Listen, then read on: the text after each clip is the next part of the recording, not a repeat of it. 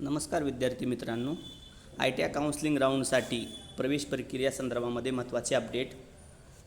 ज्या मुलाने अटेंडन्स भरलेला आहे त्यांच्यासाठी 12 आणि 13 या दिवशी तुम्हाला प्रवेश प्रक्रिया चालू आहे. त्यासाठी तुम्ही ITIच्या पोर्टलमध्ये कॅन्डिडेट लॉग इनमध्ये या ठिकाणी लॉग इन करायचं आहे.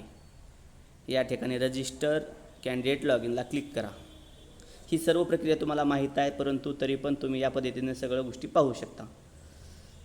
कॅन्डिडेट लॉग इन ID म्हणजेच रजिस्ट्रेशन नंबर आणि तुमचा पासवर्ड टाकून तुम्ही या ठिकाणी लॉग इन करायचं आहे. या ठिकाणी बेरीज आणि वजाबाकी अशा पद्धतीचा कॅप्चा येतो, त्यानुसार तुम्ही ते सोडवायचं आहे आणि साइन इन करायचं आहे. साइन इन केल्यानंतर तुम्ही proceed to ITI admission portal या टॅबला क्लिक करायचं आहे. तो नेक्स्ट पेजवर घेऊन जाईल.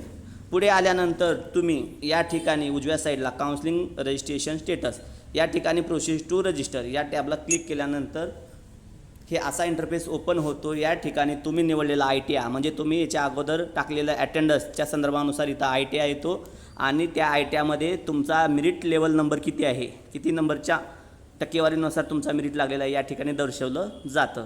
यानुसार तुम्ही पुढेच काउन्सिलिंग शेड्यूल म्हणजे या मेरिटनुसार तुमचं डेट आणि टाईम या ठिकाणी शेड्यूल झालेला आहे. म्हणजे तुम्हाला त्या वेळेत आणि त्या टाईमलाच त्या संबंधित ITIमध्ये प्रवेश घेण्यासाठी जायचं आहे. यातून तुम्ही हे PDF पण डाउनलोड करून याची पण प्रिंट काढून ठेवू शकता, नसेल तर डाउनलोड करून ठेवू शकता.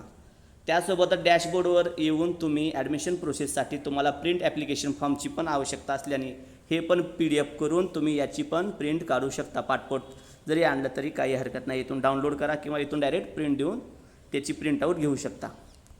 यामध्ये महत्त्वाचे मुद्दे असे की तुमचं लॉग इन ID पासवर्ड तुम्हाला माहीत असणं गरजेचं आहे.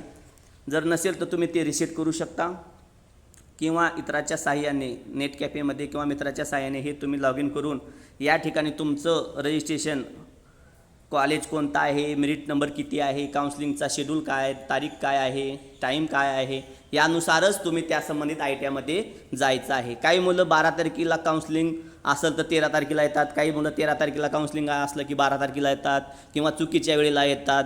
एवढ्या दूरून जाण्या येण्याचा प्रवास आणि वेळ वाया जातो. त्यामुळे तुम्ही हे सर्व गोष्टी चेक करूनच या संदर्भात निर्णय घ्यायचे आहेत.